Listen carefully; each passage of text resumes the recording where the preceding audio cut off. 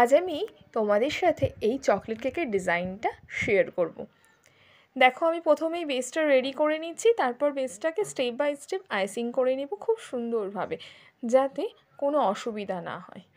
এটা chocolate sponge chocolate cake ছিল, সেটা 1 পাউন্ডের, আর কাস্টমারের ডিজাইন অনুসারেই আমি এটা বানিয়েছি যেমনটি বলেছিল। এবার দেখো আমি একটা স্ক্রাপার নিয়ে নিয়েছি, স্ক্রাপার দিয়ে খুব সুন্দরভাবে স্মুথনিং করে নিয়েছি।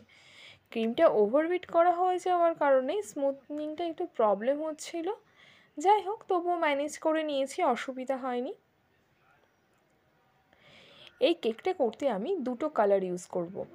একটা হচ্ছে ব্রাউনিশ কালার, যেটা ডিপ কালার থেকে হালকা কালার হয়ে যাবে, যেটা দেখতে আরও সুন্দর লাগে। ওপরটা স্মুথনিং হয়ে গেলে এখানে ব্রাউন কালার নিয়ে নিয়েছি, যেটা হালকা একটু কালার দিলেই কেকটার খুব সুন্দর ডিপ কালার হয়। পুরো কেক ক্রিমটাকে করিনি, পুরো ক্রিমটা করলে কেক ক্রিমের স্বাদটা একটু অন্য রকম হয়ে যায়, যেটার টেস্টটা অতটা ভালো লাগে না। যাই হোক, প্যালেট নাইফের সাহায্যে ওপরটা আমি খুব সুন্দরভাবে সেট করে নিচ্ছি। এরপর এখানে আমি চকলেট গানাজ ইউজ করব, যেটা দেখতে আরও সুন্দর লাগবে। আর চকলেট গানাজ আমি পাইপিং ব্যাগে করে ইউজ করাটাই বেশি ভালোভাবে করি আর কি, আমার সুবিধা হয়, সেই কারণে পাইপিং ব্যাগকে ইউজ করে চকলেট গানাজটা দিয়ে দিয়েছি। তারপর এটাকে ভালোভাবে খুব সুন্দরভাবে সেট করে নিলাম।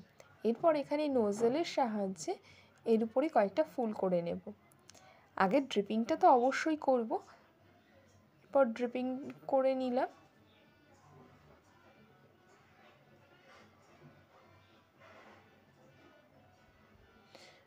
ড্রিপিং করা কমপ্লিট হয়ে গেলে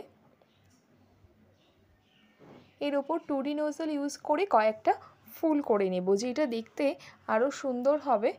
আর এখানে আমি 2D নোজেলটাই ইউজ করেছি, কয়েকটা ফুল সোজা উল্টো এমনভাবে দিয়েছি যাতে ডেকোরেশনটা একটু অন্যরকম হয়। এরপর এর ওপর দিয়ে আমি কয়েকটা অফ হোয়াইট ফুল করে দেব ডিজাইন অনুযায়ী।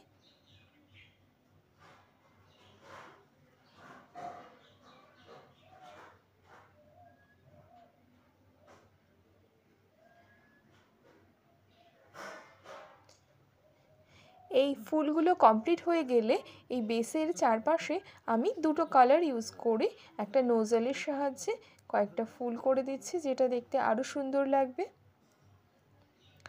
আর এই ফুলগুলোর ওপরে কিছুটা চকলেট গানাজ দিয়ে দেব, যেটা আরও সুন্দর লাগবে, ফুলগুলোকে হাইলাইট করবে।